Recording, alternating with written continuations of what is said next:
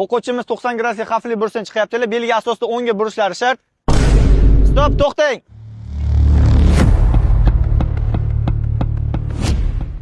Buyruq beruvchi belgi 90 gradusdan chiqqanda faqat 10 ga qayirishga majbursiz. Qayerga ketyapsiz? B toifa yerga chizilganki to'g'ri degan, o'shanga harakatlanyapti.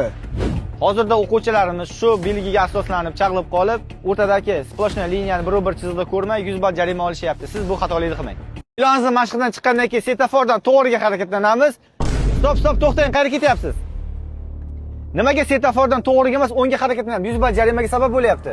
Asfaltga chizilgan SD to'g'ri degan yo'nalish znach Gurzova o'ylabman. Men unga harakatlanyapti. Ilonni mashqdan chiqqandan keyin svetofordan faqatgina to'g'riga harakatlanamiz. Asfaltdagi SD yozuviga chalg'ib 100 ball jarima olmaylar.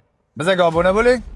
Darslarga yozilish uchun shu raqamlarda test imtihonida o'quvchilarimizni chalg'itishi mumkin bo'lgan 3-belgimiz. Voy, bilmabman. Keyingi mashqimiz to'pik garaj, hovlida qayrilib olish. O'quvchimiz 10 ga parkovkaga kirishlari kerak. To'xtang, qayerga ketasiz? To'xtang.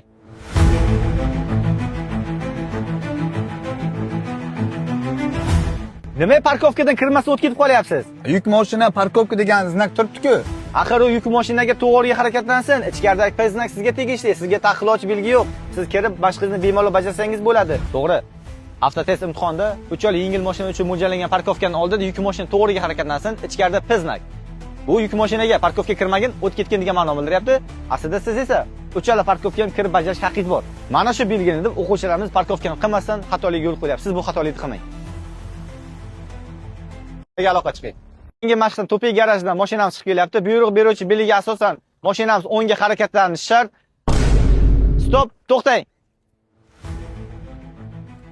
Sizga buyruq beruvchi belgi aslida 10 ga qayrilgan deyapti. Qayerga ketyapsiz? Ravo shoshyapman aka. Qayerga harakatlanib ketyapsiz? Buyruq beruvchi belgi sizga 10 ga yurgin deyapti. B toifa 10 ga degan znakni ko'rganim uchun 10 ga to'g'ri harakatlanyapman. O'rtada sploshnoy bir chizig'i bor. Bosib o'tib ketdingiz, 100 ball jarimaga sabab bo'ldi. Imtihonda yiqildimmi shunda? Yiqildingiz. Voy, 4-chi chalg'itishi mumkin bo'lgan belgimiz. O'quvchimiz sploshnoy liniyani bosib, ilonni mashqqa qarab kirib ketyaptilar. Orqamachi parkovkaga chiqqandan 10 ga harakatlanib, svetofordan chapga yurish kerak aslida. 100 ball jarima beradi, sploshnoy bosish mumkin emas. Kirib ketmanglar ilonni mashqiga. O'quvchilar, sizlar bu xatoliklarni qilmanglar. Keyingi mashqimiz svetofordan chapga temir yo'l kesishmasiga boramiz. To'xtang, stop.